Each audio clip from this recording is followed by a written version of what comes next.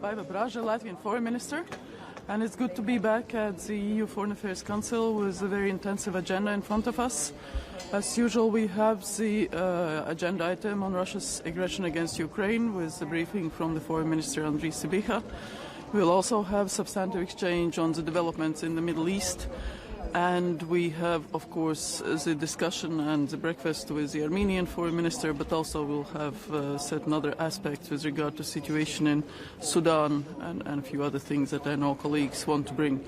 I'm particularly pleased to see that what I wished last time, which was more operational shadow fleet sanctioning, is happening. So we have 41 ships on the agenda. Is not part of a bigger package, but we are just, as they come, as we find out and agree, we are putting them on the sanctions list. Also ecosystem, individuals, hybrid sanctions, and so on and so forth.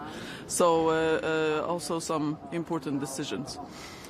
And then I just completed a 10-day trip. I was in the US, Cyprus, and Middle East, and indeed all the attention is on achieving peace in Ukraine. And from our perspective, from the Latvian perspective, I want to be very clear, we will not recognize occupied territories as Russian. Whatever the ceasefire achieves, whatever is there will be no recognition of occupation as legal.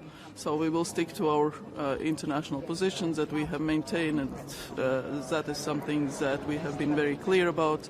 And we very much commend the US efforts, really gigantic, substantial talks, very detailed talks from what we know, and our support for Ukraine, for Ukraine's independence, sovereignty, democracy for the future is absolute and total. So we will continue supporting Ukraine both on the battlefield as long as it lasts, but also at the peace talks, whatever is necessary.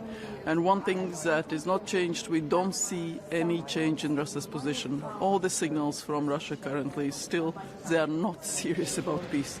They are just looking at picking and dividing NATO, picking, dividing the EU. So with that, we wish luck to Ukraine, to the US, and we wish for peace in Ukraine. If Ukraine does give up on NATO membership, it's for Ukraine to decide. I mean, NATO's treaty is very clear. Article 10 provides for the possibility to enlarge NATO with regard to European countries. So if you are a European country, you want to join NATO, you have to contribute to Euro-Atlantic security, and there has to be a consensus. So three very simple, straightforward points that the Article 10 provides. And every European country can join NATO. That is the ultimate.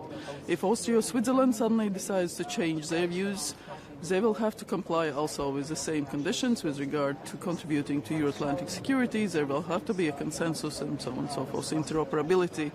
So at the outset, NATO's treaty remains valid. But it will be for Ukraine to decide whether they continue applying or not, or whether they delay it. And it will be for NATO's allies to decide when is the opportune moment to accept new members. The question is if they decide not to. I cannot answer with if.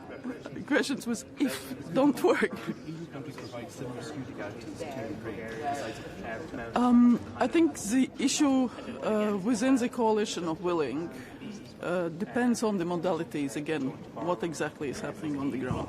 The paramount security guarantee is strong Ukrainian-owned armed force. That's why all the discussions around trying to cap Ukrainian armed forces at certain numbers or not, it's the strongest army in Europe. It's the biggest country in Europe. And Ukraine as a self-deterrent is the most important. Everything else will be a backup. So those are the two elements that is necessary to understand. But of course, we welcome very much the US readiness to engage on security guarantees, and then the modalities. I think it's better to be discussed among the military and to have it, in a very practical way. Do you think it is realistic for Ukraine to really join the EU as early as 2027? The EU enlargement process also in the treaty is pretty straightforward. We have to open the negotiations first. There is one country blocking the opening of the negotiations, so we really expect that country will lift its blockade, because the Commission and all the evaluations are there that Ukraine is ready for a start of negotiations. And then, of course, proceeding in accordance with the practical steps, just like we all have done. That joining is hard work. And we know Ukraine has done a lot of work. I was just in Ukraine 2 weeks ago.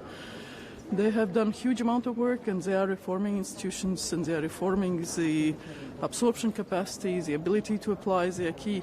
Of course, there is war. So that limits their ability to de facto implement everything that is needed. There are priorities at the time. Again, questions with if are difficult to answer, but and also, some leaks that have happened. But again, we will do what is possible for Ukraine. Another question is a high-level meeting today in Berlin. What are your thoughts on this? What you just said you wish Latvia to Ukraine and to the U.S. delegation, but is there any more that you want to say? As I said, for now, from the either actions of Russia or what they say, we don't see the change in their position. They are not serious about peace. They are the ones that stand between all of us who want peace in Ukraine and the actual peace on the ground. It's Russia that is the object, that is the obstacle to that. So that is what I want to say, is that until Russia changes its position, it's very difficult to imagine a sort of groundbreaking development. So it will be very much about the continuous pressure on Russia, and here it's about frozen assets. The immobilization is a good decision, we support it, but also the reparation loan, the further support, the weapons, the practical aspects of support, humanitarian, political, and all the others. You just brought up the stance of the reparations loan was not on the agenda today. The Foreign Affairs Council is not the one deciding on it. Since the concerns originally stuck to the account, welcome. Should the EU accelerate towards normalization of the regime or reducing the The regime hasn't changed, but again, also on this occasion, we very much welcome the ability to welcome back those that have been unjustly politically imprisoned. And that concerns both, there was a Latvian citizen, but also the Belarusian oppositioners, but also we very much welcome the return of Ukrainian citizens that we saw happening. Thank you.